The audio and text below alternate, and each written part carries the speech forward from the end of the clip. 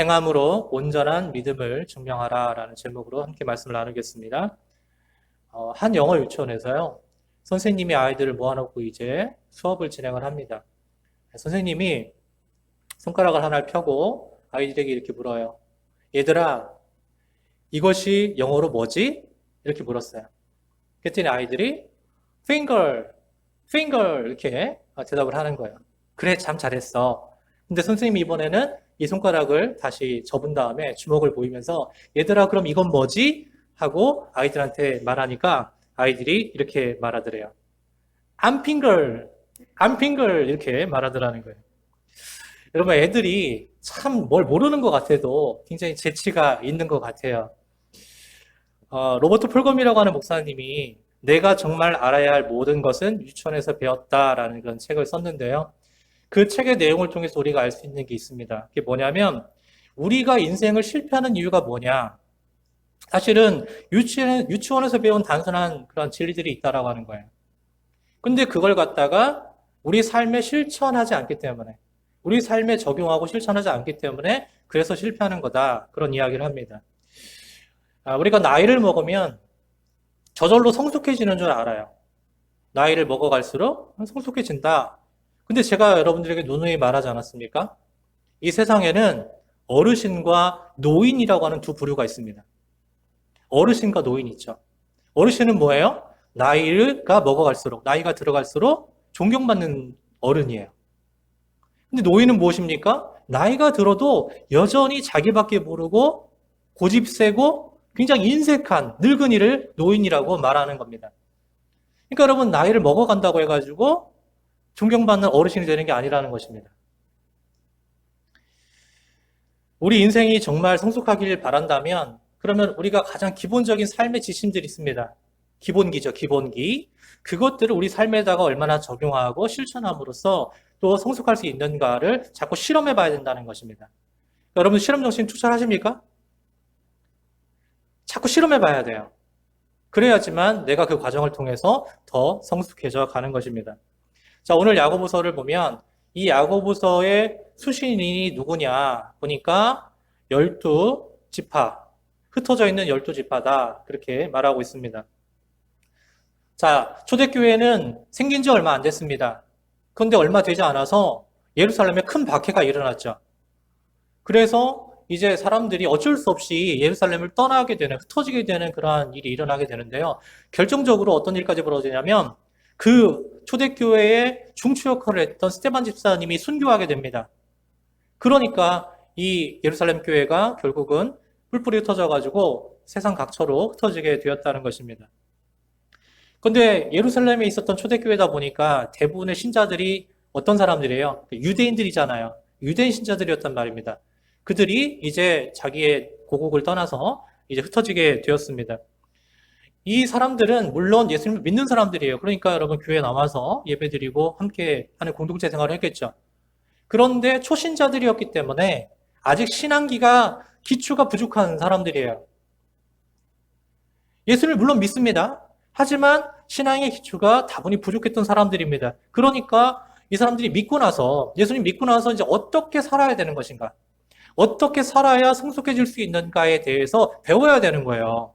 근데 갑자기 박해가 일어나고 흩어지게 되니까 그 다음 후속 레슨이 제대로 이루어지지가 않는 거죠. 그런 문제점을 갖고 있었다라고 하는 것입니다. 그래서 하나님께서는 이를 해결하기 위해서 어떻게 했느냐? 바로 야고보라고 하는 이 사람을 들어서 이 문제를 해결하려고 하셨다라고 하는 것입니다. 자, 그런데 여기 나오는 야고보가 누군지를 알아야 됩니다. 왜냐하면 야고보라는 이름이 굉장히 흔한 이름이었습니다. 그러다 보니까 여기에서 나오는 야고보가 누군가 좀 우리가 먼저 살펴야 될 필요가 있는데, 우리가 성경에 나오는 야고보라고 하는 이름을 가진 사람을 대표적으로 몇 사람을 추려볼 수가 있는데요. 누가 있습니까? 먼저 예수님의 제자. 예수님의 12제자 안에는 야고보라는 사람이 2명이나 있습니다. 그래서 큰 야고보, 작은 야고보 이렇게 구분했다고 했습니다. 그리고 아버지 이름을 갖다가 따가지고 누구의 아들, 누구 이렇게 이야기하지 않습니까? 그래서 큰 야고보는 누구예요? 세베대의 아들 야고보 이렇게 이야기했죠. 요한의 형제. 그리고 작은 야고보는 누구예요? 알페오의 아들 이렇게 이야기했습니다. 그리고 또 어떤 야고보가 나오냐면 예수님의 형제 야고보가 나왔다라고 하는 것입니다. 그러니까 대표적으로 이 세 사람을 좀 기억하시면 될 것 같고요. 자, 그러면 야고보서를 기록한 야고보는 누구냐? 바로 예수님의 형제 야고보일 것이다 라고 하는 거예요. 학자들이 공통적으로 갖고 있는 견해가 뭐냐면 여기 야고보는 예수님 제자 야고보가 아니라 예수님의 형제 야고보다 이렇게 이야기합니다. 왜 그런가? 자, 야고보서에 나오는 이 교훈이요. 뭐하고 유사하냐면 예수님의 그 마태복음에 나오는 산상수훈의 교훈과 굉장히 이렇게 닮아 있습니다.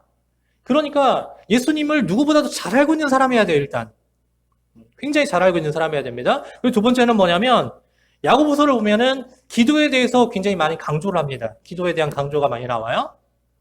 그런데 예수님의 형제 야고보가 가졌던 별명이 뭔지 아세요? 예수님 형제 야고보의 별명. 바로 낙타무릎이라고 하는 별명을 갖고 있었습니다. 그럼 낙타무릎이 상징하는 게 무엇입니까? 바로 기도의 사람이다라는 것을 말하는 거거든요. 그러니까 이런저런 정황을 다 보았을 때 누가 가장 적합하냐? 바로 예수님의 형제 야고보가 야고보서의 저자다라고 하는 것을 뒷받침해 주는 것이죠. 물론 여러분 다른 예수님의 제자들이 기도를 안 했다는 얘기는 아니에요. 그들도 열심히 했겠죠. 하지만 유독 예수님의 형제 야고보에게 낙타무릎이라고 하는 별명이 붙여졌다라고 하는 것만 보아도 그 특심이 얼마나 대단했는지 알 수 있지 않겠습니까? 자, 그런데 이 야고보가요. 처음부터 예수님을 잘 따랐을까요? 예수님을 처음부터 잘 믿고 예수님을 잘 따르는 그런 사람이었을까요? 여러분 그렇지가 않아요. 요한복음 7장을 보면은 어땠습니까? 예수님의 육신의 형제들이 예수님에게 이렇게 말하거든요.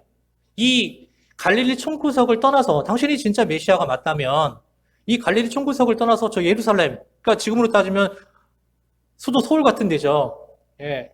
도시로 가서 거기서 메시아임을 입증해봐라. 증명해봐라. 그럼 믿겠다. 그런 이야기를 했다는 거예요. 그리고 이 예수님의 형제들이 가지고 있었던 예수님에 대한 생각이 뭐였냐면 요한복음 7장 5절에 고스란히 나와 있습니다. 요한복음 7장 5절 볼까요? 이는 그 형제들까지도 예수를 믿지 아니함이라. 믿었다는 거야, 안 믿었다는 거야? 안 믿었다는 거예요. 예수님을 메시아로 믿지 않았다라고 하는 것입니다. 자, 그랬었는데 어떻게 이렇게 예수님을 메시아로 믿는 그런 제자로 살아갈 수 있었을까? 아마도 예수님의 부활 이후에 뭔가 사건이 있었다라고 생각을 합니다. 예수님의 부활 이후에 예수님을 이 야고보가 만났기 때문에, 부활하신 예수님을 만났기 때문에 그때 확 바뀌었다. 그래서 고린도전서에도 보면요, 부활하신 주님이 누구한테 보이셨다라고 하냐면 야고보에게 보이셨다라고 하는 말씀이 나와요. 그러니까 부활하신 예수님을 이 야고보가 만나고 난 다음에 이제는 진짜 믿게 된 거죠. 그 전까지만 하더라도 안 믿었었는데 이제는 믿게 된 겁니다. 근데 그런 다음에 그래, 우리 주님 진짜 우리 형 메시아인데, 그러면서 어디 가가지고 야, 내가 누군지 알아? 내가 말이야 메시아 예수의 형이야, 동생이야. 그러면서 뻐기고 다니고 알리고 다니고 자랑하고 다니고 막 그랬나? 그렇지 않았다는 것입니다. 전혀 그런 얘기가 나오지 않습니다. 오히려 뭐라고 하냐면 되게 겸손해요. 자, 오늘 말씀 1장 1절에서 뭐라고 자기를 소개합니까? 하나님과 주 예수 그리스도의 종 야고보는 그렇게 이야기하잖아요. 나는 종이라는 거예요. 종이라고 하는 건 무엇입니까? 나는 아무것도 아니라는 거거든요. 난 아무것도 아닙니다. 되게 가족 중에서 형제나 뭐 누가 성공하고 출세하면은 덕 보려고 어디 가가지고 과시하잖아요. 내가 누군지 알아? 내가 누구누구의 누구야? 형이야? 동생이야? 뭐 그러면서 막 그런 걸 막 이야기하고 이득 보려고 하지 않습니까? 근데 야고보 같은 경우는 어떻습니까? 전혀 그런 이야기를 안 합니다. 오히려 자기는 정말 무익한 종에 불과합니다. 라는 그런 고백을 하고 있다라고 하는 것입니다.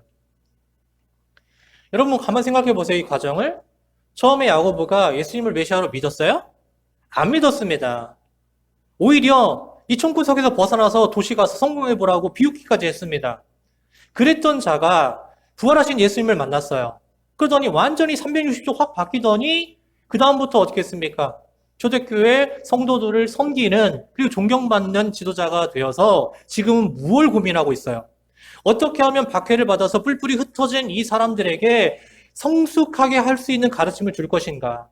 어떻게 이 초신자들이 성숙해질 수 있도록 내가 말씀을 잘 가르쳐 줄 수 있을 것인가? 이걸 고민하고 있지 않습니까?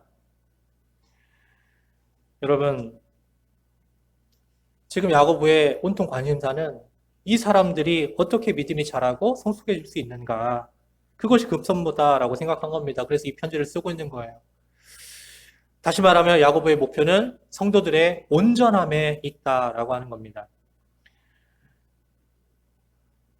자, 그러면 야고보가 흩어진 초신자들에게 이 편지로써 기대할 수 있는 그러한 믿음의 온전함을 어떻게 이룰 수가 있을까? 그 믿음의 온전함을 이루기 위해서는 어떠한 과정이 필요한가라고 하는 것입니다.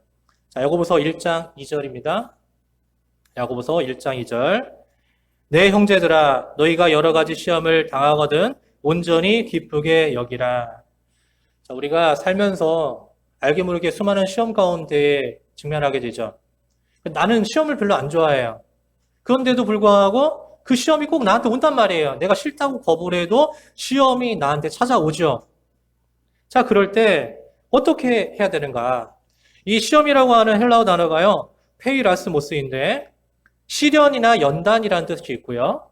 또 다른 뜻으로는 유혹이라는 뜻도 있습니다. 자, 그러면 오늘 말씀에서는 어떤 뜻으로 쓰였을까? 근데 여러분, 제가 초반에 말씀을 드렸었죠. 지금 초대교회인 예루살렘 교회가 큰 박해를 받아가지고 지금 성도들이 뿔뿔이 흩어지는 그런 상황 가운데 있는 거 아닙니까? 그러니까 여기에 적용되는 이 시험이라고 하는 그 뜻은 무엇일까요? 바로 시련이 되겠죠. 다시 말하면 믿음의 시련을 그들이 받게 된 거다라고 하는 것입니다. 야고보서 1장 3절에서 말씀하고 있습니다. 이는 너의 믿음의 시련이 인내를 만들어내는 줄 너희가 알미라.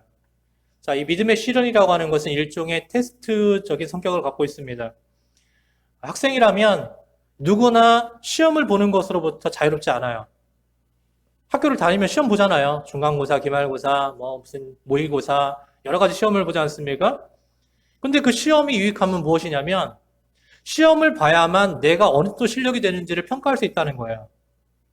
내가 몇 점 맞았는지를 알아야지 내가 지금 어느 정도 실력이 있구나. 그러면 내가 뭐가 문제인지를 알 수 있고 뭘 더 보완해야 되겠다 해서 거길 더 공부 열심히 하고 그 다음에 시험 보면 어떻게 됩니까? 좀 더 향상되는, 진보되는 그런 모습을 보이지 않습니까? 그걸 갖다가 뭐라고 이야기할 수 있냐면 성숙, 온전함이라고 말할 수 있는 것이죠.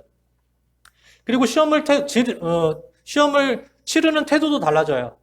그러니까 공부를 잘 못하면 시험 보는 게 공부 그 자체예요. 두렵죠. 근데 그 시험을 통해서 뭔가 성적이 더 나아졌어요.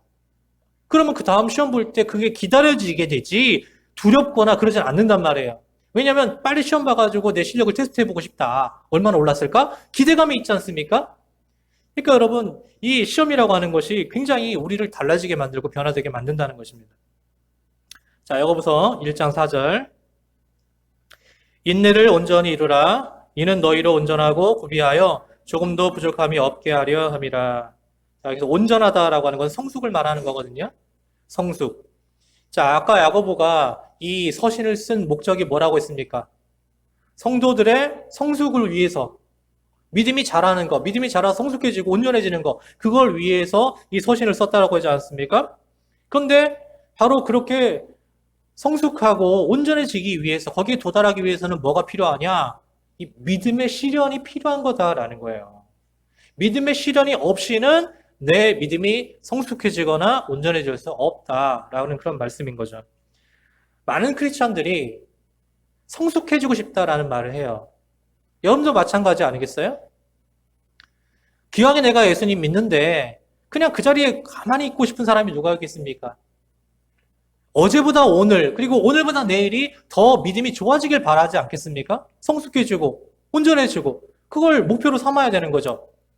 근데 그러면서도 뭘 또 되게 기피하고 싫어하냐면 그런데 시련 받는 건 싫다는 거예요. 시험은 싫어요. 왜? 힘드니까.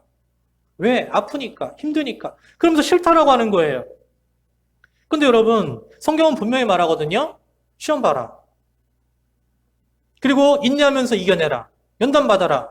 그러면 성숙해진다. 이렇게 이야기해요. 그럼에도 불구하고 사람들이 그래도 아픈 건 싫어요. 그래도 힘든 건 싫어요. 그럼 어떻게 하겠다는 이야기입니까? 성숙해지고 싶다, 온전해지고 싶다 이렇게 말해놓고 그렇게 하려면 어떻게 해야 된다라고 답을 알려주셨는데 그런데 아픈 건 싫다니까요? 힘든 건 싫다니까요? 그러면서 어떻게 잘할 수 있겠습니까? 여러분, 그런 건 초신자들이나 하는 말인 거예요. 애기들 뭐 맛있는 거 갖다가 이렇게 넣어주려고 하면은 지들이 입맛에 안 맞거나 뭐 먹기 싫으면 어떻게 합니까? 싫어! 안 먹어! 싫어! 그럼 막 하잖아요. 근데 조금이라도 잘하면 어떻습니까? 받아 먹고 맛있다고 하고 뭐 그러잖아요. 믿음도 마찬가지인 거예요. 하나님께서 말씀해 주셔서 이렇게 해야 됩니다라고 이야기하면 그게 지금 나하고는 좀 잘 안 맞더라도 그걸 받아 먹으면서 잘하려고 노력을 해야 되는데 그게 아니라 싫다고 투정만 부리는 거예요. 그러면 그냥 초신자 상태에서 벗어날 수가 없는 겁니다. 내가 조금이라도 믿음이 성숙하고 자랐다라고 생각이 들면 시험이라고 하는 것을 피하기만 할 것이 아니라 이제는 직면해야 된다는 거예요. 시험 봐야 된다는 말입니다. 그래야 성숙함으로 나아갈 수 있다. 예전에 이스라엘과 아랍 연합군이 전쟁이 일어났습니다. 그런데 그 당시에 어떤 미국 대학에서 어떤 한 반에 이스라엘 학생하고 아랍 학생이 같이 수업을 들었어요. 교수가 지금 전쟁이 터졌다는 이야기를 알려주면서 근데 너희들은 학생이니까 거기에 동요되지 말고 나라를 위해서 지금 여기서 열심히 공부하는 게 너희들 조국에 충성하는 거야. 공부 열심히 해. 이렇게 이야기했단 말이에요. 근데 그 다음날 됐는데 이 두 사람이 안 보여요. 학생이. 출석을 안 한 거예요.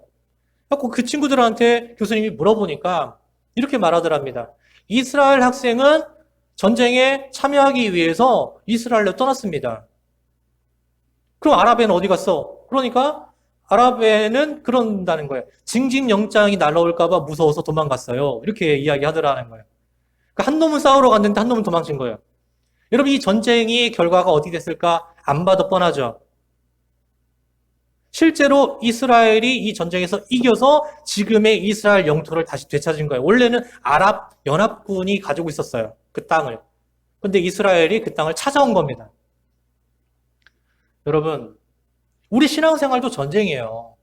아까 구집사님이 기도한 것처럼 영적 전쟁을 하고 있다고요, 우리가. 그런데 시험이 오면은 겁난다고, 싫다고, 도망치고, 피하고, 그러기만 하면 되겠습니까? 아니죠. 시험을 맞아서 인내하고 싸워야 되는 겁니다. 그럼 그 과정 가운데에서, 그 연단 과정 가운데에서 결국 내 믿음이 정제가 되고 온전해지고 성숙해지는 것이죠. 여러분, 야고보는 우리가 이렇게 성숙한 복음적 삶을 살길 바라는 것입니다. 그래서 1장에 보면은 계속해서 온전함, 이런 단어가 굉장히 많이 나오잖아요. 근데 이게 1장에서만 딱 끝나는 것이 아니라 2장 넘어가도 이 온전함이라는 단어는 계속 나와요. 자, 야고보서 2장 22절. 네가 보거니와 믿음이 그의 행함과 함께 일하고 행함으로 믿음이 온전하게 되었느니라. 야고보서를 읽을 때마다 항상 듣게 되는 그러한 말이 있습니다. 뭐냐면 로마서하고 좀 내용이 상충된다 그런 얘기를 하는 거예요.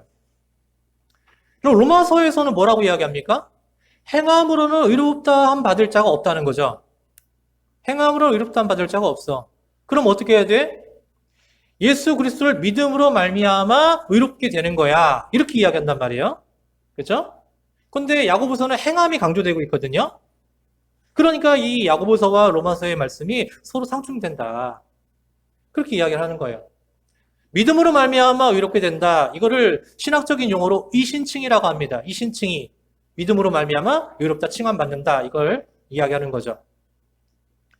여러분, 종교개혁자인 마틴 루터가 종교개혁을 일으킬 때 이 이신칭의 교리를 가지고서 핵심 교리를 가지고서 그 종교개혁을 일으킨 거 아니겠습니까? 그 마틴 루터가요. 그래서 야고보서를 뭐라고 칭했는지 아세요? 이건 지푸라기 서신이다. 그렇게 말했습니다. 그러니까 폄하한 거죠. 야고보서는 그 지푸라기 같은 쓸데없는 그런 서신에 불과하다. 그럼 폄하했습니다. 근데 이거 오해했기 때문에 그래요. 그렇지가 않습니다. 예를 들어 볼게요. 야고보서가 행함을 강조한 것은 구원의 조건이 아니에요. 구원의 조건으로서의 행함을 말한 게 아니라는 것입니다. 그럼 뭘 말하는 거예요? 구원받은 다음에 구원받은 다음에 그 구원의 열매로서의 행함에 대해서 말한 거거든요. 근데 이걸 오해한 거죠. 그러니까 마틴 루터가 말하는 것처럼 구원의 조건으로 행함은 쓰잘데기 없어요. 우리 뭐 행함이라든지 공로라든지 의 이런 거 아무 쓸모 없습니다. 구원에 있어서는. 하지만 구원받은 다음에는 구원받은 사람 다분 그런 모습으로 열매가 맺혀져야 되고 보여줘야 될 거 아닙니까? 지금 그걸 말하고 있는 거거든요. 자, 야고보서 2장 21절을 보면 우리 조상 아브라함이 그 아들 이삭을 제단에 바칠 때에 행함으로 의롭다 하심을 받은 것이 아니냐 그랬어요. 자, 보시면 아브라함이 처음 의롭다함 받은 게 언제냐면 창세기 15장에서예요. 창세기 15장에서 하나님께서 아들 이삭을 주시겠다라고 말씀하셨거든요. 그때 아브라함이 그 말씀을 믿었어요. 그랬더니 하나님께서 너 의롭구나 이렇게 의롭다 칭해주셨단 말이에요. 자, 그런데 이삭을 이제 아브라함이 바치는 때는 언제냐면 창세기 22장에 가서예요. 그러니까 하나님이 제일 먼저 아브라함의 의롭다고 칭해주신 게 창세기 15장이고요. 이삭을 제물로 바칠 때에 그때 다시 한번 의롭다고 하시는데 그게 22장이라고요. 그 무슨 얘기냐면 하나님이 이삭을 제물로 바치는 그 사건을 통하여서 그 시험을 통하여서 한 번 더 아브라함의 믿음을 시험하신 거예요. 그래서 뭘 하시려고 하는 겁니까? 그 시험을 통과하면서 그가 과거에 의롭다함 받은 거, 그것이 이제 지금의 행함을 통해서 완전히 증명되는 사건이었다는 거죠. 우리가 말로는 믿습니다라고 하면서 삶으로 어떤 실천으로 아무것도 안 나오는 사람들이 있단 말이에요. 그게 문제지 않습니까? 물어보면 다 100이면 100, 예수님 믿는다, 말씀 믿는다 이렇게 말해요. 근데 그 사람의 삶의 모습을 보면은 아무런 열매도 없고 아무런 뭔가 나오는 게 없어요. 그러면 그 믿음을 어떻게 우리가 봐야 되는가? 이상하다라는 생각이 들죠. 여러분, 아브라함의 믿음이 행함으로써 온전해진 겁니다. 우리가 말뿐인 죽은 믿음이 아니라 믿는 대로 실천하는 산 믿음을 증명할 필요가 있다고 하는 것입니다. 그래서 야고보서 2장 26절에 보면 이렇게 말씀하죠. 영혼 없는 몸이 죽은 것 같이 행함이 없는 믿음은 죽은 것이니라. 행함이 없는 믿음은 죽은 것이다. 말로만 백날 믿는다 떠들어 봐야 행함으로써 뭔가 증명되지 않는 믿음이라면 그거 죽은 거나 다름없다. 그런 얘기입니다. 전승에 따르면 야고보가요, 어떤 삶을 살았느냐, 기도와 경건 생활, 그리고 구제하는 생활, 이거 굉장히 열심히 하고 그렇게 살았다고 합니다. 그래서 그런 삶을 통해서 또 다른 별명이 하나 붙었어요. 아까 붙었던 별명이 뭐라고 했습니까? 낙타무릎이라고 했잖아요. 기도 하도 열심히 하니까 낙타무릎. 근데 거기에다가 또 플러스 알파로 어떤 별명이 붙었냐면 의인 야고보라고 하는 별명까지 붙은 거예요. 낙타무릎이라고 하는 그 별명은 붙어도 특별합니다. 대단하죠? 그런데 거기다 의인 야고보라고 하는 별명까지 붙었으니 굉장히 그의 인생이 스페셜하지 않습니까? 여러분, 오늘날 한국 교회에 그런 사람 있나요? 이렇게 야고보 같은 사람 있어요? 아니, 그런 사람이 있느냐 없느냐를 지금 따져보기 전에 그런 사람이 꼭 필요하지 않습니까? 이런 사람 있어야 되지 않겠습니까? 그러면 우리들 중에는 없을까요? 우리들 중에 있어야 되지 않을까요? 난 좀 부족하고 연약하니까 난 좀 제하고요. 아니요. 우리들도 다 포함해가지고 우리들도 야고보와 같은 그렇게 믿음을 삶으로 증명해낼 수 있는 그러한 모습들이 좀 나타나야 되지 않을까요? 여러분, 우리가 수많은 설교를 듣습니다. 그 설교는 그냥 내 귀에 좋으라고 듣는 게 아닙니다. 말씀을 듣는 이유는 그 말씀을 내 삶에다가 적용을 하고 그래서 그 말씀대로 행함으로 성숙하고 온전한 삶을 살아내기 위해서 말씀 듣는 거예요. 그렇잖아요? 근데 만약에 그렇게 살았다고 생각했는데 이 땅을 살면서 그렇게 살았다고 생각했는데 이제 때가 돼서 주님 앞에 갔어요? 근데 주님이 나를 모르시겠대. 너 누구니? 이래도 큰 문제고요. 또 내가 주님을 만나 뵀는데 주님께 그렇게 말하는 거예요. 주님, 목사님께 말씀은 많이 전해 들었는데 뵙기는 처음 뵙습니다. 이렇게 말하면 이거 대략 난감 아닙니까? 여러분, 여러분의 생전에요. 여러분 살아있는 동안에 여러분이 삶으로 살아내고 증명해내야 돼요. 여러분이 받은 말씀을 가지고 살아내고 여러분 믿음을 증명해내야 된다고요. 여러분이 잘 아시는 이야기예요. 어떤 교회에 새로 목사님 부임하셨어요. 근데 처음 교회에 와가지고 첫 설교가 굉장히 중요하거든요. 강력한 임팩트를 주니까 사람들이 평가를 합니다. 아, 목사님이 저 목사님 설교를 잘하나 못하나 이런 걸 이제 평가를 하니까. 근데 왔는데 너무 잘하시고 너무 흡족하고 은혜가 충만한 거예요.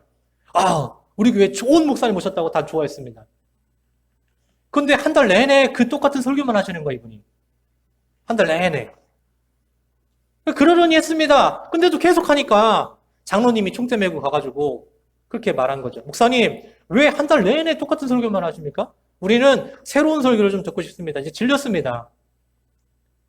근데 그 다음 주에도 또 똑같은 설교를 하시는 거예요. 그러니까 교인들이 다 화가 머리끝까지 났어요. 설교하고 내려오셨는데 우르르 몰려 나오더니 목사님을 에워싸고 이제 분노를 폭발하는 겁니다. 왜 똑같은 설교만 계속 하시는 겁니까? 그러려면 딴 데 가세요! 그랬더니 목사님이 그랬다는 거잖아요. 여러분, 우리가 말씀을 받는 이유는 그 말씀대로 살기 위해서 아닙니까? 그런데 그 말씀이 여러분들 삶에서, 여러분들 가운데서 실천되는 것을 제가 못 봤습니다.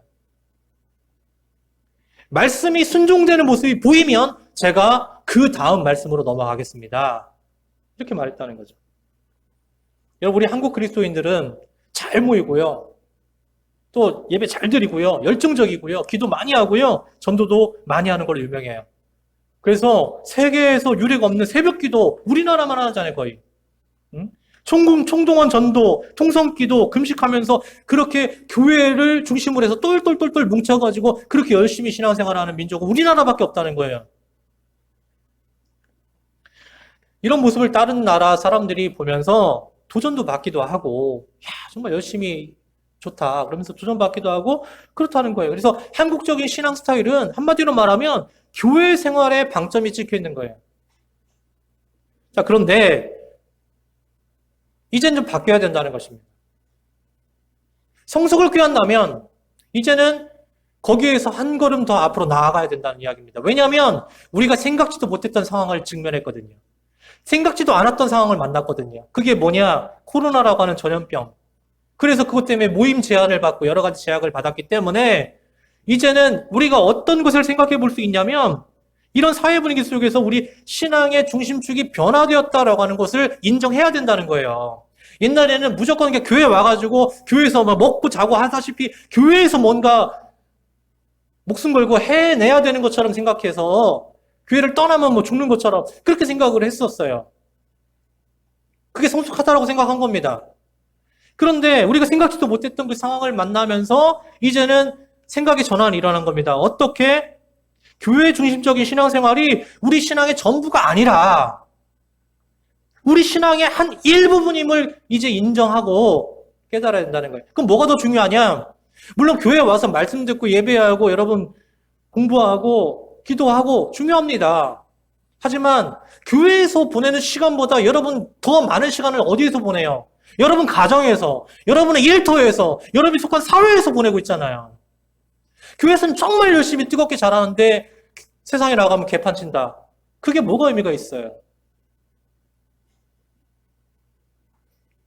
여러분, 이제는 여러분이 세상에 나아가서 그리스도인답게 살아갈 수 있는 법을 배우고 가르쳐야 되는 거예요. 그러니까 교회 중심적인 신앙생활을 탈 위해서 생활신앙이 되어야 된다는 것입니다. 생활신앙. 그래서 가정에서부터 시작해야 됩니다. 가정에서부터 신앙교육, 예배, 그리고 신앙의 전수가 일어나야 됩니다. 그럴 때 여러분 성숙해져 가는 거예요. 성숙해져 가는 겁니다. 그리고 여러분의 삶의 현장에서 무슨 일을 하든지 간에 주께 하듯 하시길 바랍니다. 주님께 하듯이 하시길 바랍니다. 그러면 성숙한 신앙생활의 승자들이 다 되게 되는 것이죠. 사랑하는 여러분, 바로 이것이 야고보서가 기록된 이유라고요. 뿔뿔이 터진 성도들, 교회에만 뭉쳐 있었던 사람들이 박해받아서 뿔뿔이 터졌어요, 세상 각처로. 근데 거기에서 신앙의 성숙을 이루어내야 되는데 뭘 어떻게 해야 될지를 모르는 거예요.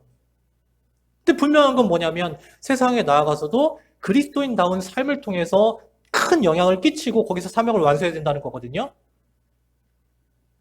그게 진짜 승리예요. 우리가 아는 건 많습니다. 옛날에 비해서 들어서 아는 거, 배워서 아는 거, 봐서 아는 거 진짜 많아요. 근데 아는 건 많은데 왜 행함이 없을까요? 실천을 왜 안 할까요? 아는 건 많은 거 가지고 어떻게 하는지 아세요? 다른 사람들 정죄하고 다른 사람들을 평가하고 그런 짓을 하고 있습니다. 내가 쟤보다 훨씬 더 신앙생활을 잘하고 있다. 쟤는 저게 뭐냐? 뭐 이런 식으로 정죄하고 평가하고 이렇게 하고 있습니다. 여러분 그런 식으로 살아가면서 어떻게 성숙을 꾀하고 온전해지길 바라겠습니까? 그럴 수가 없죠. 여러분 다시 기본으로 돌아가야 돼요. 길이 막히잖아요. 정체됐잖아요. 뭔가 이상하잖아요. 그러면 다시 복음의 기본으로 돌아가셔야 돼요. 그 처음부터 다시 시작해야 돼요.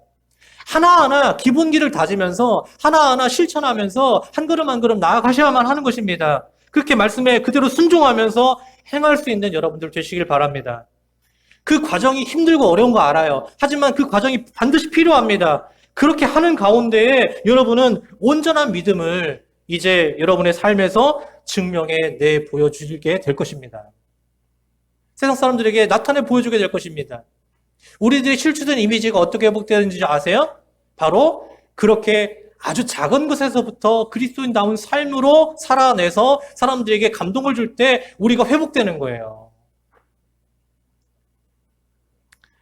여러분 그렇게 제2의 야고보, 제3의 야고보, 제4의 야고보들이 다 될 수 있기를, 그렇게 주님 앞에 설 수 있기를 주님의 이름으로 간절히 축원합니다.